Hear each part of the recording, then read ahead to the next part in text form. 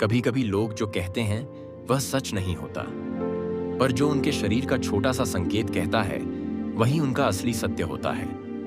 जीवन में जीत हमेशा उसी की होती है जो शब्दों से नहीं, संकेतों से पढ़ना सीख लेता है। बुद्ध ने कहा था, मनुष्य को समझने के लिए आंखों को देखो, मुंह को नहीं, क्योंकि आंखें कभी झूठ नहीं बोलती। आज की इस वीडियो में हम वही छुपी हुई कला सीखेंगे, लोगों को पढ़ने की, उनके मन को समझने की और अनकहे सत्य को पहचानने की। अगर आप भी अपने अवलोकन को इतना तीक्ष्ण बनाना चाहते हैं कि कोई आपको धोखा न दे सके, तो वीडियो को अंत तक ध्यान से देखें। और अगर आप चैनल पर नए हैं तो अभी सब्सक्राइब कर दीजिए, क्योंकि आगे आने वाली हर वीडियो आपकी समझ को और गहरी करने वाली है। जो हम दुनिया में देखते हैं वह हमेशा सच नहीं होता। सच तो तब दिखाई देता है जब हम चीजों को ध्यान से, शांति से और पूरी बारीकी के साथ देखते हैं। इसी गहराई से देखने को अवलोकन कहा जाता है।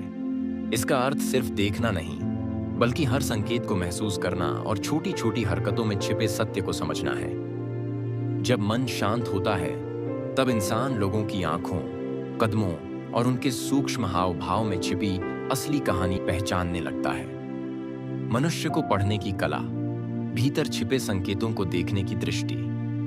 जब कोई साधक ज्ञान की खोज में चलता है तो उसे संसार से लड़ने की आवश्यकता नहीं होती, उसे केवल समझने की आवश्यकता होती है। और समझ का पहला द्वार है अवलोकन। किसी ने पूछा था, जीवन में कौन सा कौशल मनुष्य को सबसे अधिक शक्ति देता है?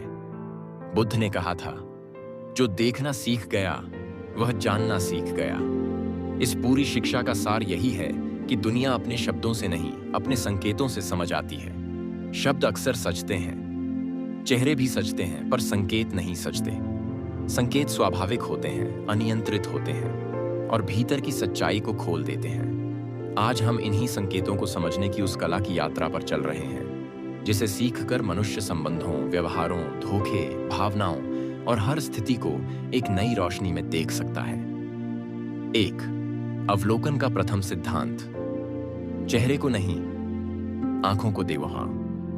बुद्ध कहा करते थे, नेत्र वह हैं जहां व्यक्ति का सच्चा मन दिखाई देता है।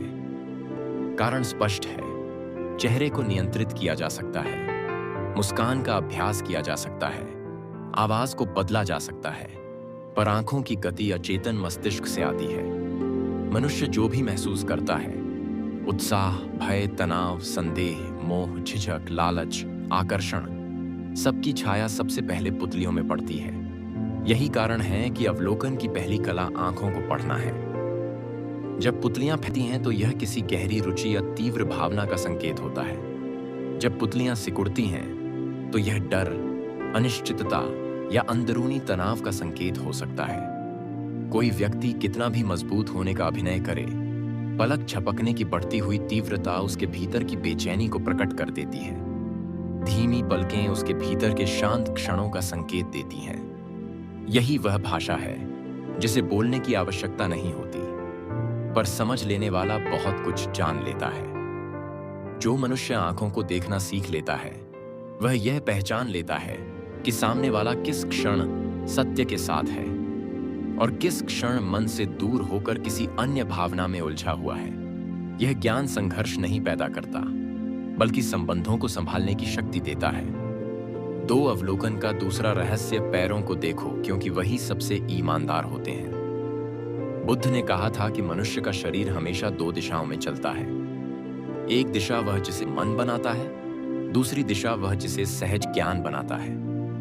यही कारण है कि चेहरे की सजावट तो मनुष्य याद रखता है, पर पैरों की दिशा अक्सर सच बोल देती है। शरीर का सबसे ईमानदार हिस्सा पैर इसलिए कहलाते हैं क्योंकि व्यक्ति अपने चेहरे के भावों को नियंत्रित कर सकता है, पर पैरों की छोटी छोटी हरकतें अचेतन रूप से निकलती हैं। यदि किसी व्यक्ति का पैर हल्का सा भी बाहर की ओर मुड़ रहा है तो इसका अर्थ है कि उसका मन वहां पूरी तरह उपस्थित नहीं है। यदि पैर दरवाजे की ओर इशारा करें तो इसका अर्थ है कि शरीर उस जगह से निकलना चाहता है, चाहे लिप्स कुछ और कह रहे हों। यदि एड़ी जमीन से उठ रही हो या पैर तेजी से हिल रहे हों तो यह बेचैनी, तनाव या असुरक्षा का संकेत है। और यदि पैर स्थिर, शांत और धरती पर टिके हुए हों, तो यह स्थिरता और आत्मविश्वास की निशानी है। जो मनुष्य पैरों को पढ़ लेता है, वह व्यक्ति के शब्दों के पीछे की भावना को पहचान लेता है, चाहे सामने वाला कितना भी अभिनय क्यों न कर रहा हो।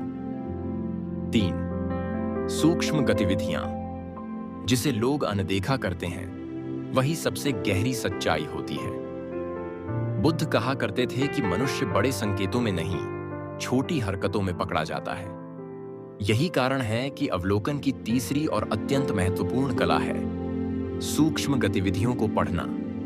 ये संकेत अचेतन होते हैं, अचानक निकल जाते हैं, बिना तैयारी के निकल जाते हैं और इसलिए सत्य के सबसे करीब होते हैं। जैसे कोई व्यक्ति उत्तर देने से पहले हल्के से गर्दन को छू ले, यह अपराध बोध या झिझक का संकेत। होंठ दबाना किसी तनाव या अनिश्चितता का संकेत। उंगलियों का बार बार हिलना बेचैनी। कंधों का हल्का फड़कना चिंता या आंतरिक दबाव। सिर का अचानक झुक जाना सुरक्षा या कमजोरी का सूचक। बोलने से पहले गले को साफ करना मन में किसी प्रकार का छिपाव।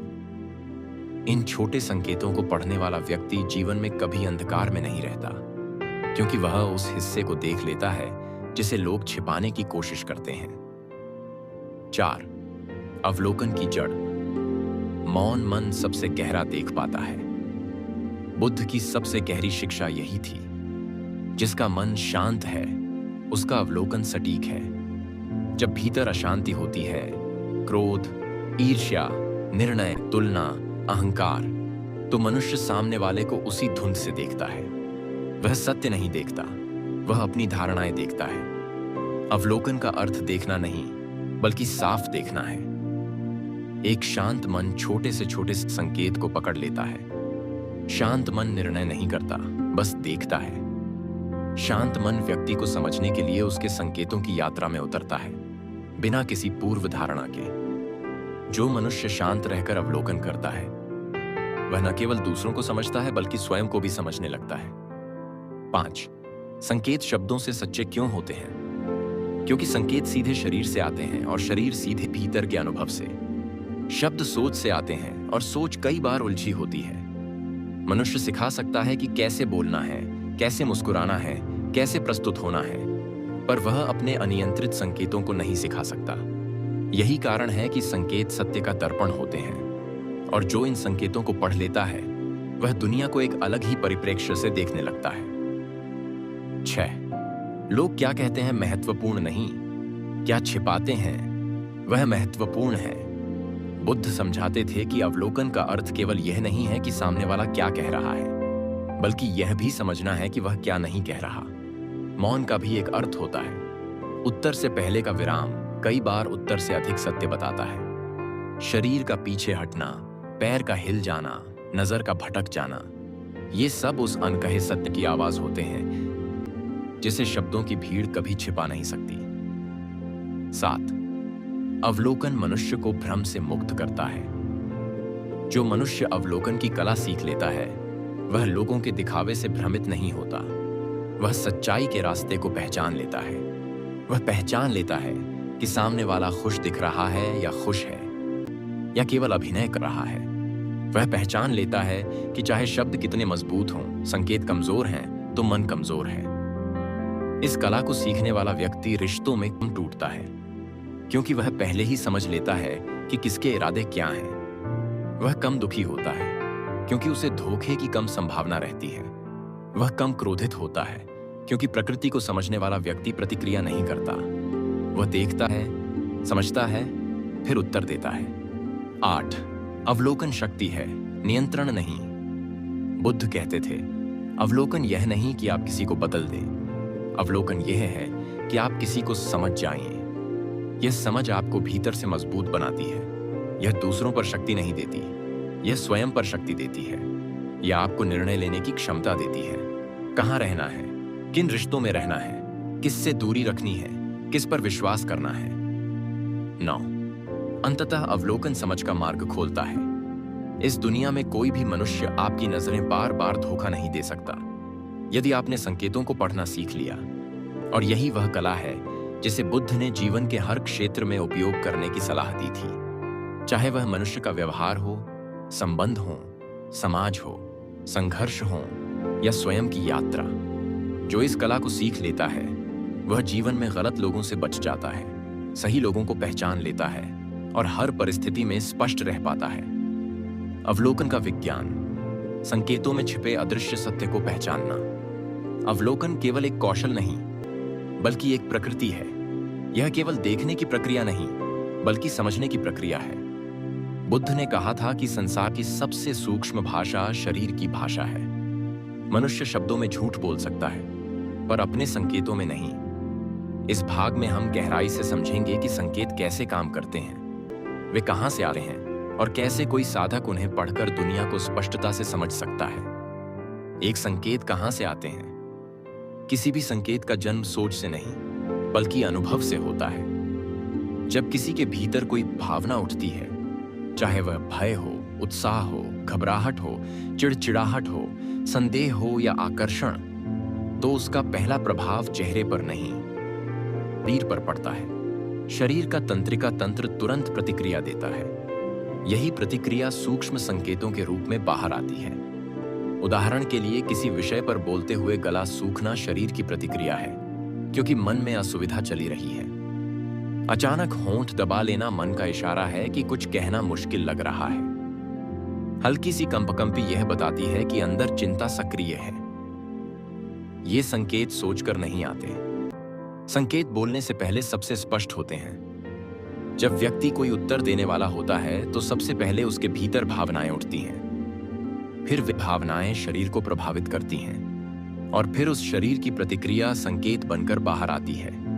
यही कारण है कि उत्तर देने से पहले का क्षण सबसे सच्चा होता है। उत्तर देते समय मनुष्य खुद को नियंत्रित कर सकता है पर संकेत नियंत्रित नहीं कर सकता। यदि कोई व्यक्ति किसी बात को छिपाना चाहता है तो उसके होंठ दब सकते हैं, पलकें तेजी से झपक सकती हैं, पैर हल्के से हिल सकते हैं या शरीर की मुद्रा थोड़ी अकड़ सकती है। ये सब सत्य को छिपाने के प्रयास का पता दे देते हैं। 3. संकेत बताते हैं कि व्यक्ति क्या महसूस कर रहा है, नॉट क्या सोच रहा है। यह बात बहुत महत्वपूर्ण है कि संकेत भावनाओं को बताते हैं, विचारों को नहीं। यानी संकेत यह नहीं बताएंगे कि व्यक्ति क्या सोच रहा है, पर यह बता देंगे कि वह उस विचार के बारे में कैसा महसूस कर रहा है। वह तनावग्रस्त है या शांत, वह भरोसे में है या डर में, वह सहज है या असहज, वह खुला है या बचाव की अवस्था में। मनुष्य की भावनाएं कभी झूठी नहीं होती, इसलिए संकेत भी झूठे नहीं होते। 4 संकेत शब्दों को पीछे छोड़ देते हैं। मान लीजिए कोई व्यक्ति कह रहा है, मैं बिल्कुल ठीक हूं, लेकिन उसके पैर बेचैन हैं। उसकी उंगलियां टेबल पर लगातार थपथपा रही हैं और उसकी नजरें इधर उधर भटक रही हैं। शब्द कह रहे हैं कि सब ठीक है, पर संकेत कह रहे हैं कि भीतर कुछ चल रहा है। सच्चाई शब्दों में नहीं, संकेतों में होती है। बुद्ध ने यही समझाया था कि जिस दिन साधक संकेतों को समझ लेता है, उसे किसी के शब्दों की आवश्यकता नहीं रहती। 5. संकेतों को कैसे पढ़ें? सही तरीका। संकेतों को समझने के लिए सबसे पहले 3 चीजों की आवश्यकता होती है। 1. शांत मन। जो मन शांत नहीं है वह संकेतों को गलत अर्थ दे देता है। अगर मन में पहले से ही गुस्सा है तो हर संकेत गलत दिखाई देगा। अगर मन में ईर्ष्या है तो हर संकेत नकारात्मक लगेगा। अगर मन में उम्मीदें हैं तो हर संकेत भ्रम पैदा करेगा। शांत मन संकेतों को जैसा है वैसा देखता है। 2. एकाग्र दृष्टि। संकेत छोटे होते हैं, इसलिए उन्हें देखने के लिए ध्यान चाहिए। जो मन बार बार भटकता है वह इन सूक्ष्म गतिविधियों को नहीं पकड़ पाता। 3. धैर्य। कभी कभी संकेत तुरंत नहीं दिखते, सही क्षण का इंतजार करना पड़ता है, जैसे उत्तर देने से पहले का छोटा विराम या किसी कठिन विषय के दौरान शरीर की छोटी प्रतिक्रिया। जो धैर्यवान है वही संकेतों को समझ सकता है। 6. संकेत मन की खिड़की। सामने वाला चाहे लाख कोशिश करे, उसका शरीर उस सच्चाई को बाहर आने से नहीं रोक सकता जो उसके भीतर चल रही है। इन संकेतों को 3 स्तरों पर देखा जा सकता है। स्तर 1, आंखों के संकेत, पुतलियों का फैलना, नजर का स्थिर होना या भटकना, पलक झपकने की गति, आंखों का नीचे झुकना या अचानक ऊपर उठना, ये सभी संकेत भावनाओं के तेज बदलाव को दिखाते हैं। स्तर 2 पैरों के संकेत। एड़ी उठना, पैर का दरवाजे की ओर होना, पैरों का लगातार हिलना, शरीर का एक पैर पर अधिक भार देना, ये संकेत बताते हैं कि व्यक्ति वहां रुकना चाहता है या भागना चाहता है। स्तर 3 सूक्ष्म गतिविधियां। उंगलियां मरोड़ना, होंठ काटना, चेहरा छूना, सिर झुकाना या गर्दन टेढ़ी करना, कंधों की हल्की सिकुड़न, अचानक गला साफ करना, ये संकेत बताते हैं कि भीतर क्या चल रहा है। डर, संदेह, झिझक, अस्थिरता, आकर्षण या असुरक्षा। 7 संकेत कभी अकेले नहीं आते, वे समूह में आते हैं। एक संकेत देखकर तुरंत निर्णय नहीं करना चाहिए। संकेतों को हमेशा समूह में समझना चाहिए। उदाहरण के लिए कि यदि किसी ने केवल एक बार पलकें तेजी से झपका लीं, यह तनाव का संकेत नहीं है। परंतु यदि पलकें तेजी से झपक रही हैं और पैर हिल रहे हैं और सांसें थोड़ी तेज हैं, तो यह स्पष्ट है कि व्यक्ति तनाव में है। संकेतों को समूह में पढ़ना अवलोकन का सबसे शुद्ध रूप है। 8 संकेतों के पीछे कारण खोजें, निष्कर्ष नहीं। बहुत लोग संकेत देखते ही निष्कर्ष निकाल देते हैं। यह गलत है। बुद्ध का मार्ग यह नहीं कहता कि संकेत देखकर निर्णय करो। यह कहता है, संकेत देखकर कारण समझो। यदि कोई व्यक्ति पैर हिला रहा है, यह केवल तनाव नहीं होता। यह अधीरता भी हो सकती है, यह बोरियत भी हो सकती है, यह चिंता भी हो सकती है। इसीलिए संकेतों के पीछे कारण को जानना आवश्यक है। 9 संकेत व्यवहार को नहीं, परिस्थिति को भी दिखाते हैं। कई बार कोई व्यक्ति इसलिए असहज होता है क्योंकि वातावरण उसके लिए उपयुक्त नहीं है। कई बार इसलिए आंखें भटकती हैं क्योंकि वह थका हुआ है, न कि इसलिए कि वह कुछ छिपा रहा है। कई बार इसलिए होंठ दब जाते हैं क्योंकि वह विषय उसके लिए कठिन है, न कि इसलिए कि वह गलत है। 10 संकेत यह दिखाते हैं कि कौन सा भाव प्रभावी है। साधक यह पहचानने लगता है कि व्यक्ति किस भाव में है। भय, आकर्षण, झिझक, असुरक्षा, प्रसन्नता, तनाव, बेचैन, संदेह, ध्यान, सत्य, असत्य, बचाव। भाव को पहचान लेने के बाद सामने वाले को समझना आसान हो जाता है। 11 अवलोकन मनुष्य को अधिक करुणामय बनाता है। अवलोकन का उद्देश्य किसी को पकड़ना नहीं, किसी को समझना है। जब आप संकेतों को पढ़ना सीख जाते हैं, तो आप पहचान लेते हैं कि लोग क्यों ऐसे हैं, क्यों कुछ बातों पर घबरा जाते हैं, क्यों कुछ विषयों पर असहज हो जाते हैं, क्यों उनके पैर कांपने लगते हैं, क्यों नजरें बचने लगती हैं। यह ज्ञान कठोरता नहीं बढ़ाता, यह कोमलता बढ़ाता है।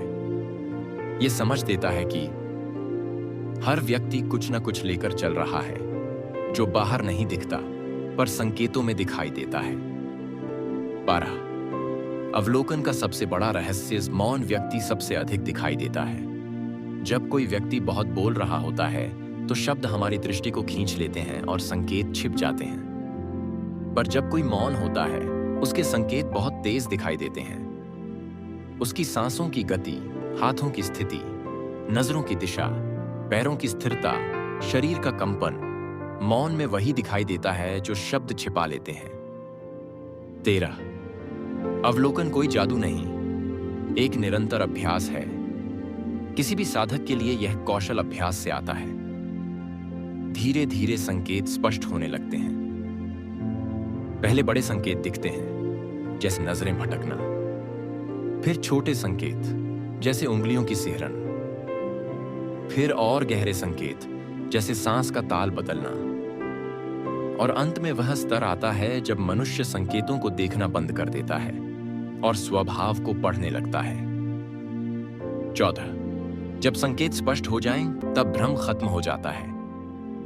आप किसी भी व्यक्ति को केवल 10 सेकंड देखकर समझ सकते हैं, वह सहज है या सहज, वह खुला है या बंद, वह सच्चाई में है या अभिनय में, भीतर हलचल है या स्थिरता। यह ज्ञान निर्णय नहीं देता, यह स्पष्टता देता है। स्पष्टता जीवन को सरल बनाती है, निर्णय जीवन को भारी बनाते हैं। 15 संकेतों को पढ़ना स्वयं को पढ़ने की ओर ले जाता है। जब साधक दूसरों के संकेतों को पढ़ना सीख लेता है तो एक दिन वह महसूस करता है कि उसके अपने संकेत भी बहुत कुछ बताते हैं। वह कब असहज होता है, कब डरता है, कब ईमानदार होता है, कब भ्रम में होता है। यही वह क्षण है जब अवलोकन की यात्रा भीतर की ओर मुड़ती है और वहीं से परिवर्तन शुरू होता है। अब हम तीसरे और अंतिम भाग में प्रवेश करते हैं, जहां यह कला सिर्फ अवलोकन तक नहीं रहती बल्कि जीवन का मार्गदर्शन बन जाती है। मन को पढ़ना कोई जादू नहीं है, यह निरंतर ध्यान और सूक्ष्मता से जन्म लेता है। जिस तरह एक कुम्हार मिट्टी को समझकर आकार देता है, उसी तरह मनुष्य भी संकेतों को देखकर अपने संबंधों और परिस्थितियों को दिशा दे सकता है। बुद्ध ने कहा था, जिसे देखना आता है उसे जीवन कभी अंधेरे में नहीं छोड़ता। इस कला की सबसे बड़ी शक्ति यही है कि यह अनावश्यक भ्रमों को दूर कर देती है और आपको लोगों के भीतर के इरादों को पहचानने की क्षमता देती है कि संकेत कैसे निर्णयों को प्रभावित करते हैं, कैसे अवलोकन आपकी सुरक्षा बन सकता है और कैसे इस कला का सही उपयोग जीवन को सरल और बुद्धिमान बना देता है। इस भाग का उद्देश्य यह है कि आप न सिर्फ दूसरों को समझें बल्कि अपनी समझ का उपयोग कर सकें। सबसे पहले यह जानना जरूरी है कि मन के संकेत हमेशा स्थिर नहीं होते। मन बदलता है और शरीर उसी के अनुसार अपना आचरण बदलता है। इसलिए किसी के संकेतों को एक फैसले में नहीं बदलना चाहिए। बुद्ध ने इस बात पर गहरी सीख दी थी कि निर्णय हमेशा शांति में किए जाने चाहिए, जल्दबाजी में नहीं। अवलोकन भी यही बताता है कि कोई व्यक्ति क्या सोच रहा है। यह समझने के लिए उसके व्यवहार में स्थिरता देखनी होती है। बार बार बदला हुआ व्यवहार या अचानक बदलती आंखें यह बताती हैं कि मन के भीतर कुछ ऐसा चल रहा है जिसे वह छुपाना चाहता है। ऐसे लोगों से दूरी या सतर्कता आपको आगे समस्याओं से बचा सकती है। अब बात करते हैं उन संकेतों की जो आपके निर्णय की दिशा तय करते हैं। ये संकेत मौन होते हैं लेकिन गहरे होते हैं। अगर कोई व्यक्ति अक्सर आपकी बात सुनते समय सिर को थोड़ा पीछे ले जाता है तो यह संकेत है कि वह मानसिक रूप से दूरी बना रहा है। अगर कोई व्यक्ति बात करते हुए होंठ दबाता है तो यह संकेत है कि वह अपने भीतर किसी बात को रोक रहा है। अगर कोई व्यक्ति बातचीत के दौरान अपने पैर बाहर की ओर मोड़ लेता है तो यह अपार अवचेतन संकेत है कि उसका मन वहां से हट चुका है। बुद्ध ने कहा था, मन ही जाता है, जहां उसका लगाव हो, शरीर उसी लगाव का दूत बन जाता है। इन संकेतों को समझने वाला मनुष्य कभी भ्रम में नहीं पड़ता। अब मुख्य बिंदु पर आते हैं, कैसे अवलोकन आपके निर्णयों को सरल बनाता है। निर्णय लेना जीवन की सबसे कठिन प्रक्रियाओं में से एक है। किन पर भरोसा करना है, किस पर नहीं, किस मौके को पकड़ना है और किस से दूर रहना है, यह वही व्यक्ति समझ पाता है जिसने संकेतों का ज्ञान पा लिया हो। यदि आपको किसी व्यक्ति पर भरोसा करने में संशय है तो उसके शब्द नहीं, उसके व्यवहार को देखें। अगर वह अचानक नजर हटा लेता है, बात बदलता है, पैरों का रुख सिकुड़ा हुआ होता है और चेहरा अक्सर तनाव में रहता है, तो समझिए कि उसके मन में कुछ ऐसा है जिसे वह खुलकर साझा नहीं करना चाहता। ऐसे में सावधानी आवश्यक है। इसी तरह भरोसेमंद लोग अपने संकेतों से ही विश्वास दिला देते हैं। उनकी आंखें स्थिर होती हैं, उनका रुख खुला होता है और उनकी बातों और व्यवहार में समानता होती है। ऐसे लोगों का साथ जीवन में प्रकाश की तरह होता है। लेकिन अवलोकन सीखने के बाद आप सिर्फ दूसरों को नहीं पहचानते, आप यह भी पहचानने लगते हैं कि आप किसके आसपास सुरक्षित हैं। बुद्ध ने कहा था कि ज्ञान वही है जिससे जीवन सहज हो जाए। इस कला का वास्तविक उपयोग यही है कि आपका जीवन बिना संघर्ष के सहज और स्पष्ट हो जाए। अब मन की गहराई को समझने का बड़ा पहलू है। कौन सच बोल रहा है और कौन दबाव में झूठ। जब कोई व्यक्ति झूठ बोलता है तो उसका शरीर उसे धोखा दे देता है। वह आवाज को स्थिर करने की कोशिश करता है पर वह हल्की कांप जाती है। वह आंखें मिलाने की कोशिश करता है पर उसकी पलकें तेजी से झपकती हैं। वह शांत दिखने की कोशिश करता है पर उसके कंधों की कठोरता उसके भीतर के तनाव को प्रकट कर देती है। अवलोकन आपको सच तक पहुंचने की कला सिखाता है, बिना किसी बहस, बिना किसी विवाद, सिर्फ मौन से। यही बुद्ध की शैली थी, मौन से सत्य की पहचान करना।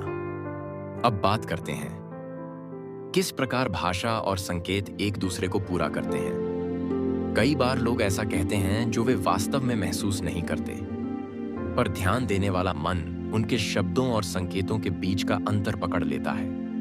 जैसे अगर कोई कहता है मुझे कोई समस्या नहीं, पर उसका शरीर सिकुड़ जाता है, उसके कंधे नीचे झुक जाते हैं और उसकी नजरें आपको टाल देती हैं, तो उसके भीतर छुपा तनाव तुरंत प्रकट हो जाता है। इस कला का वास्तविक सार यही है कि आप शब्दों के पीछे छुपी वास्तविकता को महसूस करना सीखें। इसके बाद आता है एक अत्यंत महत्वपूर्ण भाग, अवलोकन का उपयोग कब करना है और कब नहीं। बुद्ध ने सिखाया था कि ज्ञान का उपयोग हमेशा करुणा के साथ होना चाहिए। इसका अर्थ यह है कि आप किसी की कमजोरी को पहचानें, लेकिन उसे चोट पहुंचाने के लिए नहीं, बल्कि समझने के लिए। यह कला आपको श्रेष्ठ नहीं बनाती, बल्कि अधिक संवेदनशील और जागरूक बनाती है। जब आप किसी के दर्द को उसके शरीर में देखते हैं, उसकी आवाज में महसूस करते हैं, उसकी चुप्पी में सुनते हैं, तो आप बिना पूछे भी उसके मन को समझ लेते हैं। यही वास्तविक अवलोकन है। मनुष्य की गहराई को पहचान कर आप उसका सम्मान करने लगते हैं। अब हम उस बिंदु पर आते हैं जो अधिकतर लोग समझ नहीं पाते। अवलोकन और अनुमान अलग अलग चीजें हैं। अनुमान अक्सर गलत होता है, क्योंकि वह आपकी सोच पर आधारित होता है, पर अवलोकन तथ्य पर आधारित होता है। अनुमान करने वाला व्यक्ति निर्णय जल्दी ले लेता है, लेकिन अवलोकन करने वाला व्यक्ति निर्णय तब तक नहीं लेता जब तक संकेत स्थिर न हो जाए। यही बुद्धिमानी का रूप है। बुद्ध ने कहा था, सत्य जल्दबाजी में नहीं, स्पष्टता में मिलता है। अब बात करते हैं इस कला को जीवन में लागू करने की। अवलोकन का उपयोग सिर्फ लोगों को समझने में नहीं, बल्कि जीवन की हर स्थिति को समझने में होता है। जब आप वातावरण को पढ़ना सीख जाते हैं, तो आप घटनाओं को होने के पहले ही महसूस कर लेते हैं। जैसे किसी बैठक में माहौल भारी लगे, तो समझिए कि किसी के मन में असहमति है। किसी घर में तनाव महसूस हो, तो समझिए कि कोई बात अनकही रह गई है। किसी व्यक्ति की आवाज अचानक धीमी हो जाए, तो जानिए कि वह किसी मानसिक दबाव से गुजर रहा है। अवलोकन आपको भविष्य के प्रति तैयार कर देता है। अंत में, इस कला का सबसे गहरा उपयोग है स्वयं को समझना। जब आप दूसरों के संकेत पढ़ना सीख जाते हैं, धीरे धीरे आप अपने संकेतों को भी पहचानने लगते हैं। कौन सी स्थिति में आपकी आवाज बदलती है, कब आपकी आंखें स्थिर नहीं रह पाती, कब आपकी सांसें तेज हो जाती हैं। ये सब आपको यह समझाते हैं कि आपका मन कहाँ उलझा हुआ है। बुद्ध ने कहा था, जो स्वयं को समझ ले, वह पूरे संसार को समझ लेता है। यही इस कला का सार है कि आप दूसरों के व्यवहार को समझकर अपने भीतर की स्पष्टता बढ़ाएं। अब इस अंतिम भाग के समापन से पहले यह जान लेना आवश्यक है कि यह कला केवल देखने से नहीं आती, बल्कि निरंतर अभ्यास से आती है। हर दिन थोड़ा थोड़ा अवलोकन करना, लोगों की आंखों में छुपी भावनाओं को पढ़ना, उनकी आवाज के उतार चढ़ाव को महसूस करना, उनके हाथों की गति को समझना, ये सब मिलकर आपका मन इतना जागरूक बना देते हैं कि जीवन में भ्रम के लिए कोई जगह नहीं बचती। यही बुद्ध की प्रेरणा है, जागरण, स्पष्टता और शांत दृष्टि। अंत में संदेश यह है कि अवलोकन कोई बोझ नहीं, बल्कि एक सुंदर कला है। यह आपको अधिक सजग बनाती है, अधिक संवेदनशील बनाती है और जीवन को सरल बना देती है। इस कला से आप दूसरों को समझते हैं और स्वयं को भी। यही वह बिंदु है जहां यह ज्ञान पूर्ण होता है। जो देखना सीख ले, वह जीवन को आसानी से चला लेता है। बुद्ध ने कहा था, जिसके पास दृष्टि है, उसे मार्गदर्शन की आवश्यकता नहीं पड़ती। अगर यह आपको वीडियो अच्छी लगी है और आपके दिल में बैठ गई हो, तो चैनल को सब्सक्राइब जरूर करें, कमेंट, शेयर करें। नमो बुद्धाय।